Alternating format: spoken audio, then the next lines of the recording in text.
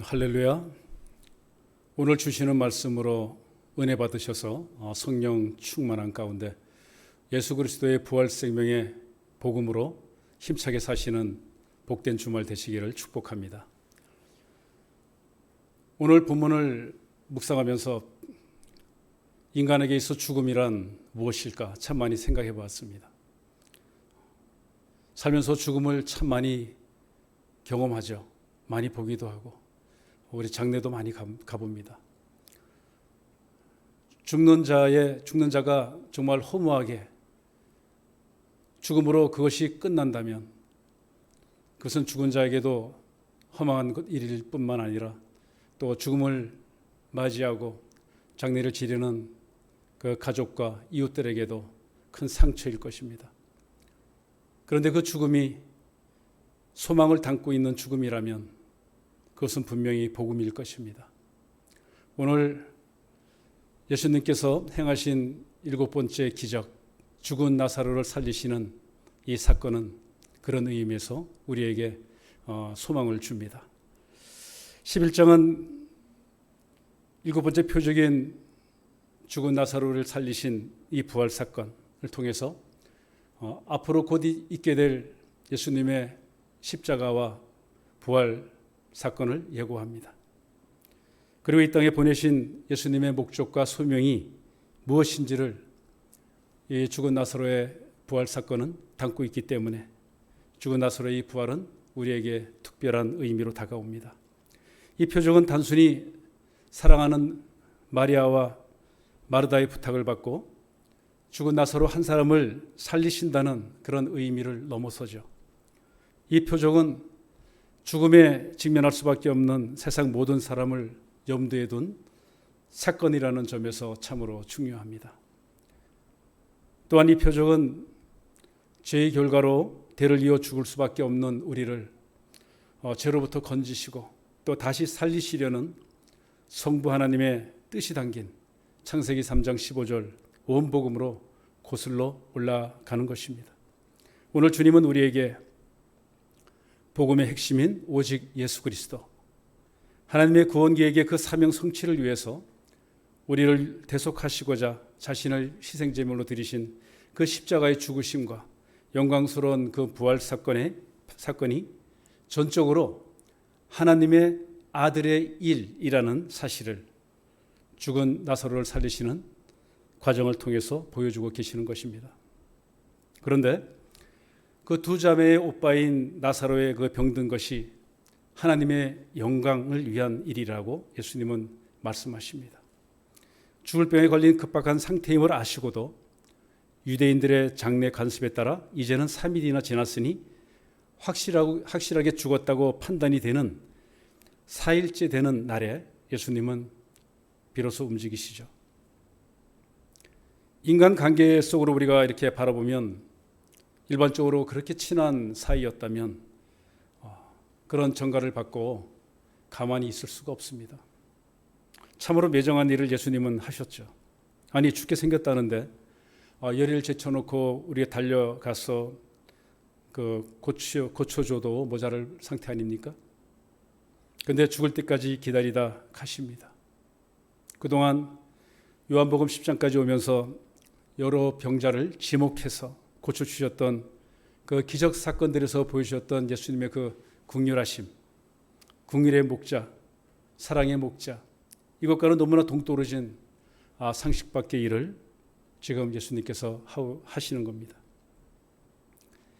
예수님이 베다니에 도착했을 때는 이미 나사로가 죽어 장사된 지 3일이 지나서 4일째 되는 날이었습니다. 나흘이나 지났다는 것은 정말로 죽었다는 것을 보여주는 것이죠. 이 유대인들은 누군가 실제로 죽었음을 확인하는 그 증거로요, 죽은 지 3일 안까지는 이렇게 지켜봅니다. 그래서 혹시 죽더라도 3일 안에 그 영혼이 다시 돌아올 수 있다라고 생각했기 때문입니다. 그런데 3일이 지나면 이제 완전히 죽었구나라고 생각하는 것이죠. 오늘 본문 28절에서 37절은 예수님을 만나면서 보인 마리아의 반응, 그리고 그 상황 가운데 함께 오시는 예수님, 그리고 마리아를 따라 나섰던 위로해주고자 조문하러 왔던 그 유대인들의 반응이 나옵니다. 그 전에 저와 여러분은 지난 말씀을 통해서 예수님을 마중 나갔던 언니 마르다는 어떻게 반응했고 어떻게 행동하였는지를 먼저 살펴보기를 원합니다. 마르다의 믿음은 우리의 믿음과 참 닮았다 여겨집니다. 주님은 두 자매에게 특별한 애정을 갖고 있었고 또 그 두 자매도 주님을 사랑했습니다. 먼저 마르다와 마리아의 반응을 살펴보는데 참고가 될 것 같아서 여러분들이 익히 알고 계신 누가복음 10장 38절에서 42절로 잠시 건너가 보겠습니다. 언니 마르다는 참 활동적인 여인으로 동생 마리아와 대비되어서 소개되죠. 마르다가 자기 집에 들으시는 그 예수님을 영접합니다. 그리고 바쁜 마음으로 부엌에서 준비하는 동안 반면에 동생 마리아는 예수님 곁에 앉아서 말씀을 듣고 있는 장면 여러분 잘 아시죠? 마르다는 그 대접하는 일에 관심이 있었고 마리아는 말씀을 듣는 일에 관심이 있었습니다. 한 가정에 사는 자매들이지만 딸들을 키우는 많은 분들이 그런 얘기 많이 하더라고요. 다 다르다고. 성향도 다르고 주님을 대하는 방식도 달랐습니다. 오늘 본문에서도 마르다는 곧바로 나가서 온다는 소식을 듣고 동네밖까지 나가서 맞이했지만 마리아는 집에 앉아 있었지 않습니까? 인간적으로 생각해 보면 집으로 오시는 손님 잘 모시고 잘 접대해야 하는 것이 당연하고 칭찬받을 일입니다. 나도 예수님 앞에 가고 싶은데 함께 온 제자들도 모였으니 그 많은 손님 접대하려면 참 분주하죠. 그 손길 참 분주했을 거라 생각이 됩니다. 부엌에서 일하는 나 좀 도우게 마리아 좀 나한테 좀 보내달라고 예수님께 부탁하는 마리아의 마음이 이해가 됩니다. 부모 입장에서 바라봐도 너도 가서 언니 좀 도와라 라고 이렇게 얘기했을 것 같습니다. 그런데 주님께서 마르다에게 이렇게 말씀하시죠. 마르다야 마르다야 내가 많은 일로 염려하고 근심하고 있구나. 몇 가지만 하든지 아니면 한 가지만이라도 해라. 마리아는 좋은 곳을 택하였구나. 이렇게 말씀합니다. 사람들 보기에는 그 음식을 대접하는 마르다가 언니답고 참 성숙해 보입니다. 그런데 주님의 관점은 달랐습니다. 주님은 마르다의 봉사도 좋지만 마리아의 그 지혜로운 선택이 더 좋다라는 것입니다. 당시 주님의 상황은 예루살렘에 가기로 결심하고 가시는 길에 그 베다니에 들려서 이 마르다 이 두 자매의 집에 들리신 것입니다. 주님께서 찾아온 이 시간은 개인적으로 주님의 말씀을 들을 수 있는 참으로 소중한 시간이었다는 것이죠. 삶의 우선순위가 무엇이냐는 것을 주님께서는 말씀하시는 것입니다. 무엇을 더 소중하게 생각하느냐라는 것이죠. 그 마르다에게 하신 그 예수님의 이 말씀은 봉사도 참 중요하다. 그런데 말씀을 듣는 것, 말씀의 자리에 앉는 것이 더 중요하다라는 것을 일깨워주고 계시는 것입니다. 예수 제자의 우선순위, 말씀 듣는 일이 다른 것보다 먼저라는 것을 깨우쳐 주시고 말씀 듣고 새기고 그 행동하고 그 다음에 나머지 시간을 배정하라는 그런 말씀으로 들립니다. 다시 요한복음으로 건너옵니다. 예수님과 마주한 마르다는 23절에서 예수께서 네 오빠가 살아나리라 이렇게 말씀을 들었을 때 마지막 때에 부활할 것으로 마르다는 알고 대답했습니다. 그런데 예수님께서는 그런 마르다를 일깨워 주시죠. 유명한 25절 26절이죠. 나는 부활이요 생명이니 나를 믿는 자는 죽어도 살겠고 무릇 살아서 나를 믿는 자는 영원히 죽지 아니하리라. 네가 이것을 믿느냐라고 마리아에게 묻습니다. 바로 생명의 주인이 바로 나고 내가 그 생명을 좌지우지할 수 있는 주관자라는 것을 말씀하신 것이죠. 이 물음에 마르다는 네 믿습니다라고 고백을 합니다. 그러면서 27절에서 주는 그리스도시요 세상에 오시는 하나님의 아들이심을 내가 믿나이다 라고 고백합니다. 예수님의 부활 생명 선언 이전에 마르다의 믿음은 알매 믿음이었죠. 예수님을 사랑했지만 병 고치는 송구자로 알았고, 부활 믿음은 마지막 때라야 부활될 거라는 보편적인 누구나 알고 있는 그런 믿음을 갖고 있었습니다. 이제는 알매 고백에서 믿음의 신앙 고백으로 바뀐 것입니다. 이런 마르다의 믿음의 신앙 고백에는 세 가지 내용이 담겨 있죠. 예수님을 주와 그리스도로 구원자로 고백하고 있습니다. 또 예수님을 세상에 오시기로 약속된 분이심을 고백하고 있습니다. 또한 예수님은 하나님의 아들로 아버지와 하나된 하나님이시다는 것을 믿음으로 고백하고 있습니다. 그리고 나서 마르다는 마리아에게로 가죠. 28절입니다. 함께 보시겠습니다. 이 말을 하고 돌아가서 가만히 그 자매 마리아를 불러 말하되 선생님이 오셔서 너를 부르신다 하니. 그전 같았으면 마리아한테 뭐라고 얘기했을까 생각을 해봅니다. 너무나 활동적이고 외향적이기 때문에 야, 앉아있지 말고 빨리 가봐 라고 이렇게 그랬을 것 같아요.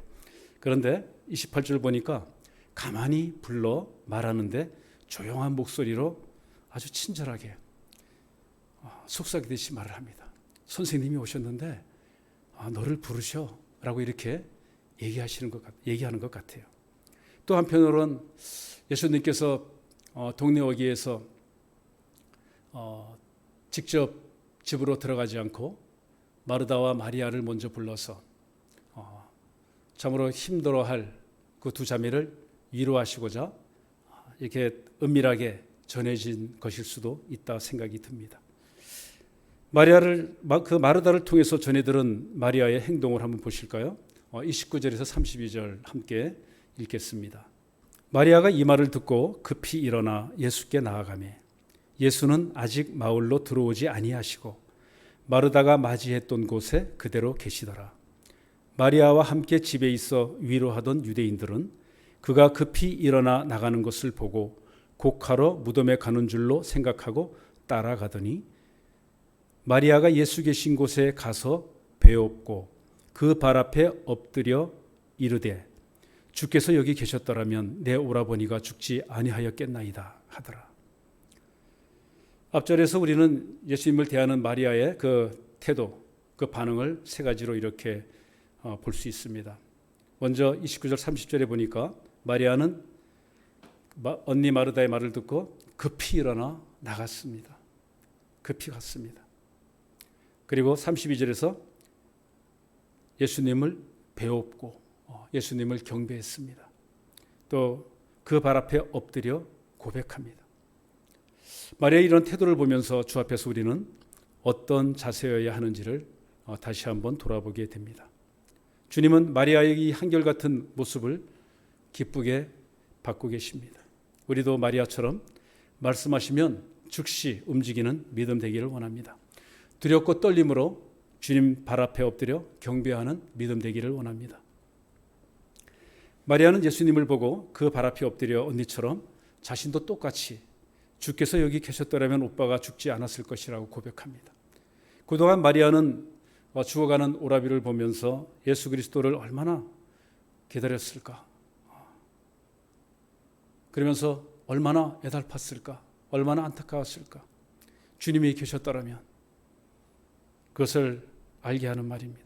그럼에도 마리아도 언니 마르다처럼 부활에 대한 믿음은 다를 바 없음을 보여줍니다. 죽은 오빠가 지금 다시 살아날 것이라는 그 부활에 대한 현재적인 경험이 없기 때문에 주님을 잘 알면서도 예수님이 오빠를 살릴 것은 상상도 못한 상태입니다. 예수님에게 그 죽음은 부활을 기다림입니다. 그것은 바로 나사로가 완전히 죽을 때까지 기다렸다가 나사로가 죽자 비로소 하나님의 일을 시작하시는 것입니다. 마리아와 마르다가 그 오라비가 죽어 완전히 포기했을 때 예수 그리스도는 극적인 방법으로 부활되는 완전한 해결책을 마리아와 마리다에게 보여주시는 것입니다. 부활 생명이신 예수 그리스도는 나사로의 죽음을 통한 영적인 메시지를 제자들과 사람들에게 전하고자 하셨기 때문에 그와 같이 나사로가 죽을 때까지 기다리신 것입니다. 33절에서 35절 이런 상황에 대한 예수님의 반응을 보여주는데 함께 보겠습니다. 33절. 예수께서 그가 우는 것과 또 함께 온 유대인들이 우는 것을 보시고 심령에 비통히 여기시고 불쌍히 여기사 이르시되 그를 어디 두었느냐 이르되 주여 와서 보옵소서 하니 예수께서 눈물을 흘리시더라. 예수님은 마리아의 그 하소연과 애절한 눈물을 보셨습니다. 그리고 함께 따라 나왔던 유대인들이 우는 것도 보았습니다. 그래서 이를 심령의 비통히 여기셨습니다. 예수님은 그의 무덤이 어디 있냐고 물으시자 와서 보시라고 얘기합니다. 예수님도 사람들과 함께 눈물을 흘리십니다. 이렇게 예수님이 흘리시는 눈물은 어떤 눈물입니까? 이 눈물은 예수님도 우리처럼 마음 아파하는 국률의 마음을 가진 온전한 인성을 지니신 분이심을 보여주는 눈물입니다. 그리고 죄의 결과로 말미암아 죽음 앞에 속절없이 속수무책으로 당하는 무력한 인간들의 그 무능함에 대한 비통함의 눈물입니다. 이러한 죽음 앞에 어찌하지 못하는 연약한 사람들의 그 속성을 보고 예수님은 분개하여 흘리는 눈물인 것입니다. 예수님의 눈물은 더 이상 사람들이 죽음 앞에서 속수무책으로 당하지 말라는 것을 알려주기 위함입니다. 이제는 죽음의 두려움에서 벗어나라는 것입니다. 이제는 나를 믿고 부활 생명으로 사는 사람은 세상과 다른 삶을 살 수 있다라고 말씀하시는 눈물인 것입니다. 36절 37절에서 예수님이 눈물 흘리신 그 이유를 두고 유대인들이 두 반응을 나타냅니다. 이에 유대인들이 말하되 보라 그를 얼마나 사랑하셨는가 하며 그중 어떤 이는 말하되 맹인의 눈을 뜨게 한 이 사람이 그 사람은 죽지 않게 할 수 없었더냐 라고 하더라. 유대인 무리들은 그 예수님이 우시는 것을 보고 두 반응을 나타냅니다. 첫 번째 반응은 많은 유대인들이 얼마나 예수님이 나사로를 사랑하셨으면 저렇게 우실까라고 말합니다. 하지만 이것은 그들의 생각일 뿐입니다. 인간의 생각이 얼마나 제한적이며 피상적인가를 알려주는 장면이죠. 예수께서는 나사로가 다시 살아날 것을 아셨기 때문에 애도를 표할 필요가 없었습니다. 예수께서 우신 것은 나사로에 대한 연민의 정 때문도 아니었습니다. 나사로를 고쳐주지 못한 것에 대한 자책 때문에 우신 것도 아니었습니다. 그리고 어떤 이들은 또 이렇게 조롱 섞인 말을 합니다. 나면서부터 속용된 자도 고친 사람이 죽은 나사로는 지금 살릴 수 없었나 보다라고 이렇게 조소적인 그런 말을 합니다. 믿지 않는 사람은 나사로를 향한 하나님의 위대한 계획을 결코 알 수 없는 것이죠. 이러한 유대인들의 예수님의 눈물에 대한 오해와 불신앙을 보면서 예수님은 속으로 비통해 하시면서 무덤으로 가시죠. 예수님의 이 비통함의 그 눈물은 어떤 것일까? 이것을 묵상해 보다가 제가 24살 때 서울에 있다가 잠시 고향에 내려갔을 때입니다. 그 1970년대 후반으로 기억이 되는데요. 저희 집에 중학교 한 3학년쯤 되는 청소년이 찾아왔었습니다. 그 쪽지를 들고 왔습니다.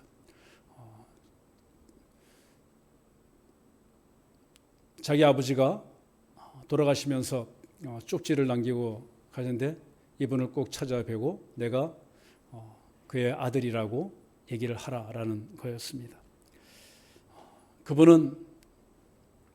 그런데 저희 아버지는 그 쪽지를 보고 그 아들을 붙잡고 참 많이 우셨습니다. 참 많이 우셨습니다.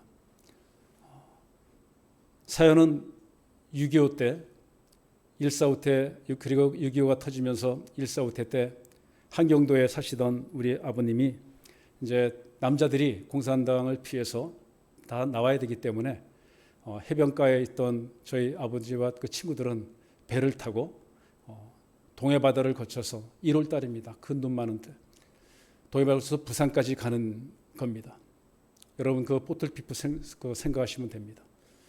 그때 저희 어머니가 마침 타서 나왔기 때문에 오늘 제가 있는 것이고 그때 그렇게 나왔던 많은 사람들이 부산에서 다시 이제 북진하면서 올라가면서 속초까지 왔을 때 속초에서 더는 38선이 그어져서 가지 못하고 영영 고향에 있는 사람들과 헤어지는 그런 이별을 안고 있던 이산가족입니다. 그렇게 사시다가 이제나 저제나 고향에 갈 수 있을 거라 생각했는데 결국은 가지 못하고 이러다가 내가 여기서 아무런 것 없이 그냥 죽겠구나. 그리고 이제 그때 한 여인을 만나서 늦음하게 이제 태어난 아이가 바로 그 아이였던 것입니다. 저희 아버지가 우셨던 것은 그 아이를 보고도 불쌍해서 우신 것도 있었겠지만 지나온 삶의 궤적들, 분단으로 어찌할 수 없는 그런 아픔들, 전쟁의 상처들, 이산의 아픔, 그런 것들 때문에 우셨을 것입니다. 그런데 그때 그 아버님이 우셨던 그 눈물은 비통의 눈물이었을 거라고 저는 생각합니다. 우리 인간의 비통함이 어찌 예수님의 비통함이 비할 수 있겠습니까? 예수님의 그 눈물은 하나님의 눈물 아닙니까? 오늘 주신 말씀을 정리하며 저는 나누고자 합니다. 몇 가지를. 첫 번째로 마르다의 모습에서 우리 모습을 봅니다. 삶에서 우선되어야 할 말씀보다는 일에 더 분주한 모습도 그렇습니다. 저와 여러분도 주 안에서 무엇이 우선이고 차선인지를 분별하고 지혜롭게 선택하는 그런 믿음 되기를 소망합니다. 27절에서 마르다는 부활 생명이신 예수님이 하나님의 아들이요 세상에 오실 그리스도임을 고백했지만 막상 어찌할 수 없는 현실 앞에서는 갈등하는 믿음을 봅니다. 예수께서 오빠를 장차 부활시킬 것이라는 믿음의 확신은 굳게 있었지만 막상 죽음 앞에서 또 현실 앞에서 나중에 39절을 보시면 다시 마르다는 죽은 자의 상태에 집중하고 있음을 봅니다. 예수님께서는 나를 믿는 사람에게 부활 생명은 지금 이루어지는 현실적인 것이며 접근 가능한 곳으로 말씀하셨습니다.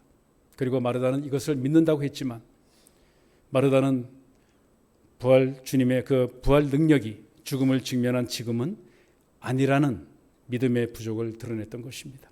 그럼에도 예수님은 갈등하는 마르다를 그 믿음을 도우시고 내가 믿기만 하면 하나님의 영광을 볼 것이라 가르치지 않았느냐라며 40절에서 마르다의 믿음의 고백을 재확인시켜 주십니다. 믿습니다, 주님. 우리도 입술의 고백은 있지만 막상 위기가 닥치면 그 믿음대로 나가지 못하는 우리 모습이 마르다와 닮았습니다. 그럼에도 주님의 사랑은 마르다처럼 오늘 우리에게도 동일하게 임하십니다. 우리를 만나 주시고 기다려 주시고 깨워 주시고 말씀으로 믿음을 교정해 주시고 세워 주시는 주님이 내 인생의 주인 되시니 참 감사합니다. 두 번째로 예수님을 대하는 마리아를 통해서 우리의 믿음을 돌아보게 하십니다. 마리아는 이 땅에 오셔서 목적을 이루실 그 주님의 때를 알았던 여인입니다. 그래서 향료를 준비해서 아낌없이 주님께 드렸습니다. 주님께서 온 세상에 복음을 전할 때마다 나를 정결하게 했던 마리아의 아름다운 믿음도 전하라고 특별히 당부했던 바로 그 여인입니다.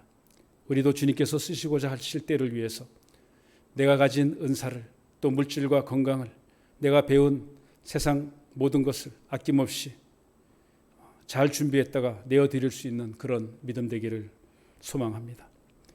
마리아의 그 믿음은 한결같이 주님의 말씀을 듣기를 먼저 사모했었고 즉각 순종하였고 겸손과 경외함으로 주님의 발 앞에 엎드리는 그런 예배자의 믿음이었습니다. 그럼에도 마리아는 예수님을 알고 따르면서도 막상 죽음이라는 장벽 앞에선 예수님이 생명의 주인이며 주관자임을 몰랐습니다. 우리도 말씀이 내 안에 없으면 단지 안다는 믿음으로 교회를 다니는 헛된 종교 생활을 하게 된다는 것을 일깨워 줍니다. 마지막으로 예수님의 눈물을 생각해 봅니다. 예수님의 눈물은 죄 때문에 대를 이어 죽을 수밖에 없는 인간의 무력함에 대한 비통함이 담긴 눈물입니다. 그래서 예수님의 눈물은 하나님의 눈물인 것입니다. 또한 죽어가는 오빠를 바라볼 수밖에 없었던 그 고난 가운데 힘들어하는 두 자매의 그 비통함을 보시고 인성으로 아파하시는 사랑의 눈물인 것이죠. 예수님은 그 사람의 죽음은 다가오는 그 새날을 소망하며 잠시 잠자는 것일 뿐 비극으로 끝나는 것이 아니라는 것을 몸소 보여주시려고 오신 분입니다. 그래서 믿는 우리에게 소망을 품고 또 죽음의 한계를 넘어서는 부활 믿음을 가지라라고 이렇게 말씀하시는 것입니다. 나사로의 이 사건은 소대에서 말씀드린 것처럼 장차 주님께서 이루실 예수님의 십자가와 부활 사건을 예표합니다. 그러면서 궁극적으로는 모든 인류가 예수님이 하나님 아버지께 보내신 아들이며 그분의 뜻에 따라 구원 계획을 이루시기 위해서 성경대로 이 땅에 오셨고 성경대로 죽으셨고 성경대로 부활하시는 그리스도임을 믿도록 하는데 그 목적이 있습니다. 따라서 성경이 말하는 구원 사건은 여러분도 아시는 것처럼 십자가와 부활로 종결되는 것이 아니라 주님이 다시 오시는 그날까지 땅끝까지 복음이 전파될 때 비로소 구원 사역이 종결되는 것임을 제자들에게도 말씀하셨습니다. 그러니 저와 여러분도 날마다 삶 가운데 예수님을 전하는 삶을 살면서 날마다 구원을 이뤄가야 합니다. 그렇게 예수님은 이 빈자의 마을 베다니에서 나사로를 통해 자신의 가야 할 길을 보여주셨습니다. 그리고 그 뜻을 다 이루시고 다시 돌아와서 베다니 마을 앞에서 하늘로 승천하셨습니다. 그 기록이 누가복음 24장 50절에 있죠. 이 시간 주님께서 물으십니다. 예수님께서 나는 부활이요 생명이라 라고 말씀하신 그 사실이 여러분께서는 어떤 의미로 다가오십니까? 또 이 부활 생명이 여러분의 삶에 지금 어떤 영향을 주고 있습니까? 기도하겠습니다. 나는 부활이요 생명이니 나를 믿는 자는 죽어도 살겠고 무릇 살아서 나를 믿는 자는 영원히 죽지 아니하리라. 내가 이것을 믿느냐? 주님, 죄 많고 보잘것없던 우리를 만나 주시고 구원의 길로 인도하신 주님을 찬양합니다. 주님 말씀으로 깨닫게 하시니 참 감사합니다. 주님의 때를 위하여 아낌없이 자신을 내어드리는 믿음 되게 하시고 두렵고 떨림으로 부활 주님의 발 앞에 엎드리는 진실된 예배자 되게 해 주시옵소서. 나는 부활이요 생명이라 말씀하신 주님, 우리를 향하신 주님의 눈물을 잊지 않게 해 주시옵소서. 내 생각으로 하나님을 제한시키는 어리석음을 범하지 않게 해 주시옵소서. 죽어도 살겠다는 부활 믿음으로 예수님이 기대하시는 순종의 제자로 거듭나게 해 주시옵소서. 삶의 우선순위가 주되심의 복음을 마음에 새기고 주되심의 삶을 살아가는 것인 줄 믿사오니 이 복음을 모르는 불쌍한 영혼들에게 생명의 말씀을 전하는 자로 살아가게 해 주시옵소서. 부활이요 생명이신 예수님의 이름으로 기도합니다. 아멘.